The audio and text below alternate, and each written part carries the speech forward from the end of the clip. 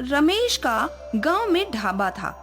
इस ढाबे को उसका पूरा परिवार संभालता था। उसकी पत्नी पराजक्ता और बेटी मीना खाना पकाया करते थे और वो और उसका बेटा शुभम ग्राहकों को संभाला करते थे। पर गांव में उनका ढाबा कुछ खास चल नहीं रहा था, इसीलिए रमेश परेशान था। प्राजक्ता, ऐसे कैसे चलेगा? हमारे गांव के ज्यादातर लोग शहर में चले गए हैं। दिन ब दिन हमारी आमदनी घटती जा रही है। अभी मीना की शादी के लिए भी पैसे इकट्ठे करने होंगे।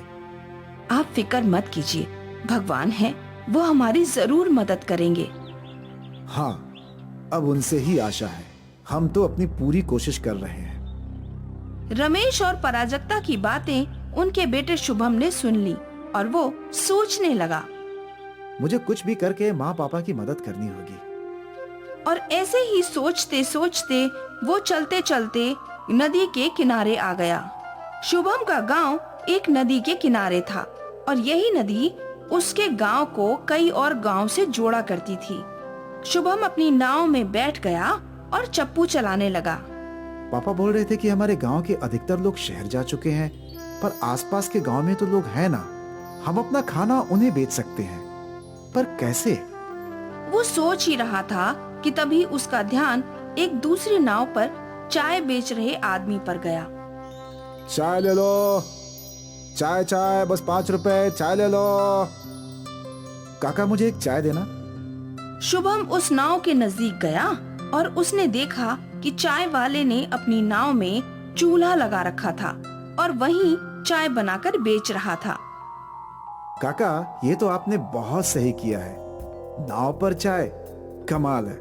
पहले मैं भी दुकान में चाय बेचता था बेटा, पर इतनी आमदनी नहीं हो रही थी, तो सोचा नाव पर बेचूं और मेरा फैसला सही निकला। अब सुबह निकलता हूँ और एक गांव से दूसरे गांव दिन भर चाय बना बना कर बेचता रहता हूँ। धन्यवाद काका। किस लिए? मेरी मदद करने के लिए। शुभम ने नाव मोड़ ली और वापस अपने गांव पहुंच गया। अब पापा, अब मुझे एक रास्ता मिल गया है। कैसा रास्ता बेटा? आमदनी बढ़ाने का। पापा, हम नाव पर खाना बेचेंगे। क्या? हाँ माँ, अभी मैं नदी पर गया था। वहाँ एक काका नाव पर चाय बेच रहे थे और वो बोल रहे थे कि दिन भर चाय बिकती रहती है उनकी। वो कभी इस गांव में तो कभी उस गांव में चाय बेचते रहते हैं। उनकी आमदनी भी कई गुना बढ़ गई है। पापा, हमें भी उन काका की तरह खाना नाव पर ही बेचना चाहिए। पर ये कैसे होगा? हो सकता है नाव पर छोटा गैस वाला स्टोव लगाकर लोगों को गरम गरम खाना मिलेगा और हम कई गांव में पहुंचकर अपनी आमदनी भी बढ़ा सकते हैं। वैसे आइडिया तो अच्छा है बेटा, हम कोशिश कर सकते हैं। बस कुछ चीजें खरीदनी पड़ेंगी। शुभम का आइडिया उसके पूरे परिवार को बहुत पसंद आया था। वो सब लोग नाव पर ढाबा खोलने के लिए तैयार थे।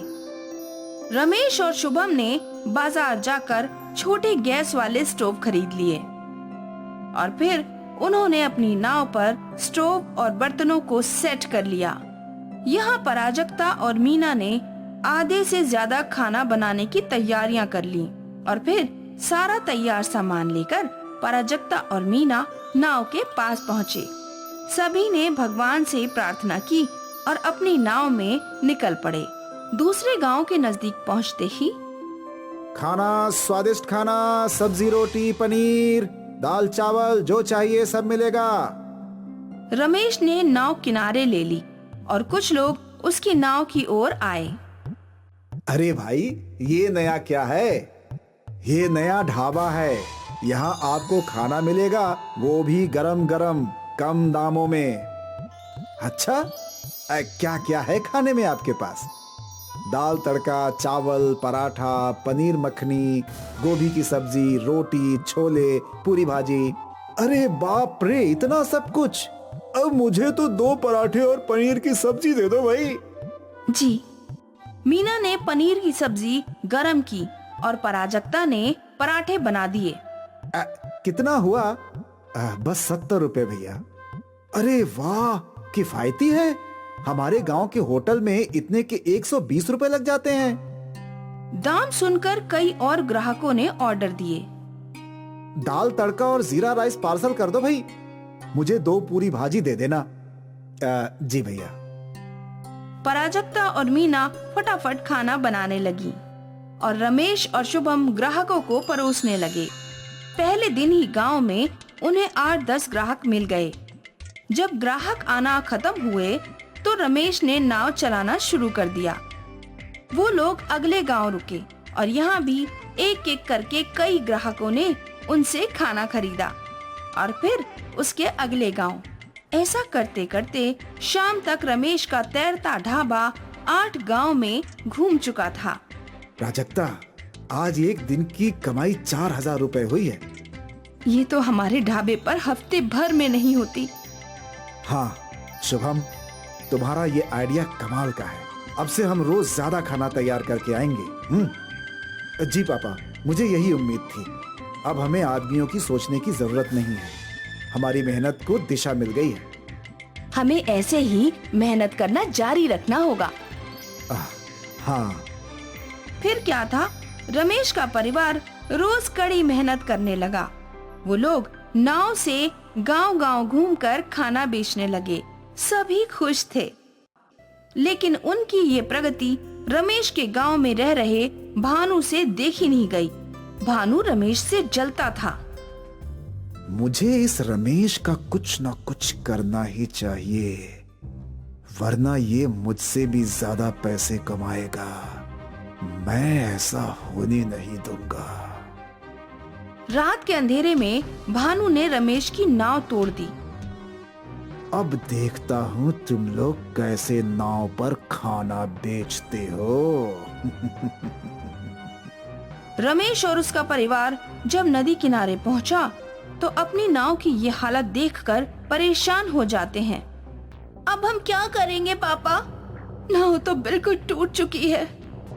अरे हम इतना सारा खाना कहाँ बेचेंगे? गांव का एक बूढ़ा बुजुर्ग उनकी ये सारी बातें सुन रहा था। बेटा, तुम लोग मेरी नाव ले जाओ।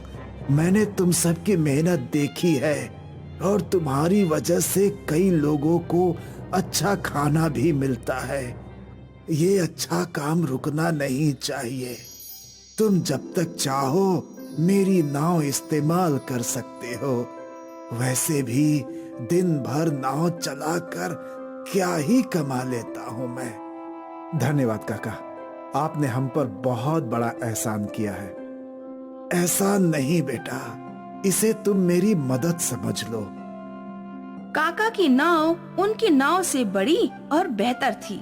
शुभम और रमेश ने उस बड़ी नाव में गैस स्टोव लगाया और ढेर सारा तैयार खाना भी रख लिया और फिर वो लोग निकल पड़े। रोज की तरह वो लोग अलग अलग गांव में रुककर खाना बेचने लगे। ग्राहक बढ़ गए थे और उनकी आमदनी भी। शाम के समय वो लोग अपने गांव लौटे और रमेश उस बूढ़े आदमी के घर गया। काका, आज आपकी वजह से मैं खाना बेच पाया। आपकी दया के लिए शुक्रिया। इसे कबूल कीजिए। हमारी कमाई बहुत अच्छी हुई है और उसके आप भी हकदार हैं काका। पहली बार कोई मुझे नाव नहीं चलाने के पैसे दे रहा है। 40 सालों से बस नाव चलाकर ही पैसे कमाता आया हूँ।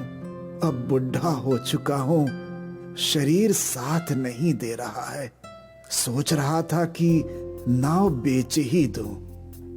नहीं काका, आपको नाव बेचने की जरूरत नहीं है। हम आपकी नाव चलाएंगे और आपको रोज आपकी नाव का किराया भी दे देंगे। भगवान तुम्हारा भला करे बेटा। बूढ़े आदमी ने रमेश को नाव देकर उसकी मदद की और रमेश ने बूढ़े आदमी को रोज किराया देने की बात करके उनकी मदद की और यूं ही ये मदद का सिलसिला चलता रहा। और शायद इसी अच्छाई की वजह से दिन ब दिन रमेश के तैरते ढाबे की आमदनी बढ़ती जा रही थी। और ये देखकर भानु तिलमिला गया।